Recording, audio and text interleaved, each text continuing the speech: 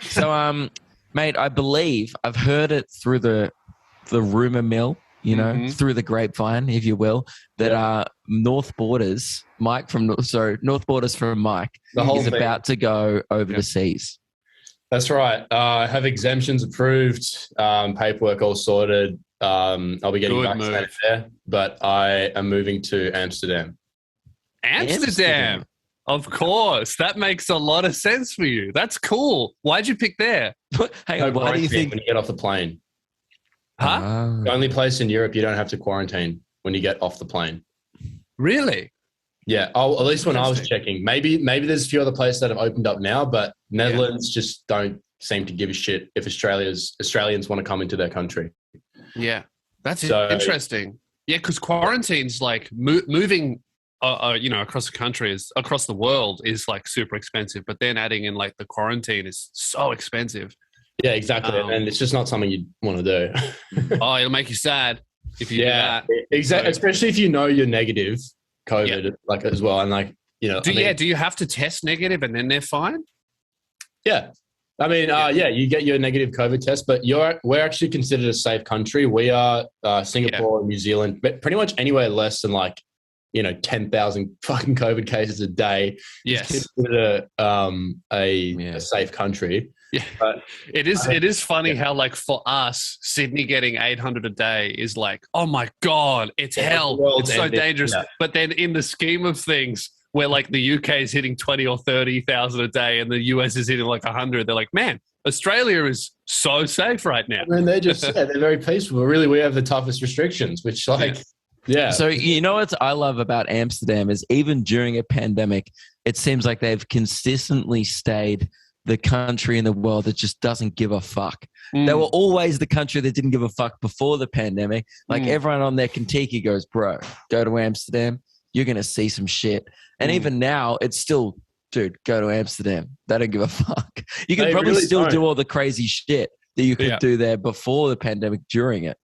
Yeah, I mean, they did go into lockdown at some point last year, but they've been out of lockdown. There's pretty much, like I'm reading on their website, it's like we have no restrictions apart from wear a mask. That's it. Maybe it's because America legalized weed, because before that, Amsterdam was like, man, this crazy, insane country, you can buy weed at a shop in a cookie and it's fine, encouraged even. That's crazy. And then America legalized it. Amsterdam lost their thing. What's Amsterdam now? The country without quarantine periods. America just turned into a one big red light district. And they completely fucked Amsterdam's whole tourism scheme. So if they don't let people in without quarantine, they're fucked. Because that's the only reason why people are going there. Amsterdam, actually not Amsterdam, but the Netherlands is. Is it like as big as like Melbourne CBD or something? The whole country is half the size of Tasmania. What? Wow. That's awesome. Yeah. So that's only like 2 hours to drive across the whole thing. Oh, an hour and a half. Something like that. Something stupid like, a couple hours and you'll be across it. And they have almost 18 million people that live in that country. Wow. Half the size. That's almost, if you take out like some of the people in Australia who aren't considered Australians, we probably have like 20 million people here, right? Yeah. Right. I love that you're just like, you're like, guys, you have room for one more? Yeah, room for one Aussie. I mean, I can't wait to be an Aussie over there. I'm going to put on the accent so much harder. Yeah, man, people love it. People absolutely love it. It's like when I went to New York, I just forgot that I was Australian. I was so tired and I was so delirious. The first day I just walked into a place to get food because I was up at like 3 a.m. and I just ordered food normally. And this guy goes, 3 a.m., I'm delirious. He goes, you're Australian? Yeah. And I was like, oh my God. We're so rare. Think about it. Like we are. Like a little rare Pokemon. Yeah, we are. You see us in the wild overseas. Yeah, legit. I mean, and we're so far away from everything, especially to America. Yeah. I mean, like traveling to fucking Hawaii for them is like, got to sit on the plane for 5 hours.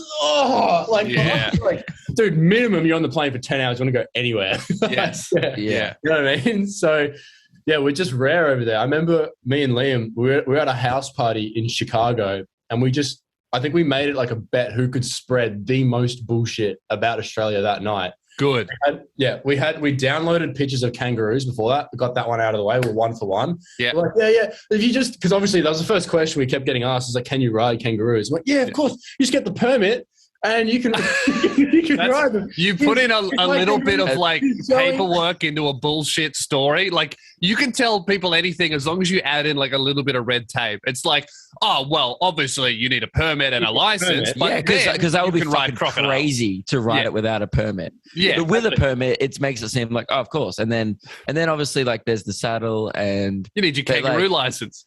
And obviously, you can only ride ones that are like 6 foot and above as well. Because you better only ride the big ones. Otherwise, the small ones, you end up breaking their spines. But kids ride the small ones to school. They ride of course. The little training wheels. Yeah. On a big bracket. No, but you literally can. Like, I'm getting out of Australia right now from a little bit of paperwork. Like, you can actually do anything if you have a little bit of paperwork. It's ridiculous. It's actually stupid. Like, my dad always says the best quote: "The pen is mightier than the sword." You could fight as much as you want, but if you had a little bit of paperwork, you just get clearance straight through. Exactly. If you even make up a little bit of paperwork, you can convince Americans that you can ride kangaroos. Exactly right. So that's what we did. I also convinced everyone that Uluru was our FBI headquarters, and it actually goes into the ground as well. So you can like retract Uluru like it's a button on an Xbox controller. Yeah. If there is like serious world cause, you can go in there. And I've definitely won against Liam. I also told everyone that when Australia was colonized, we all lived in one house. All of us. Just one place. That's funny.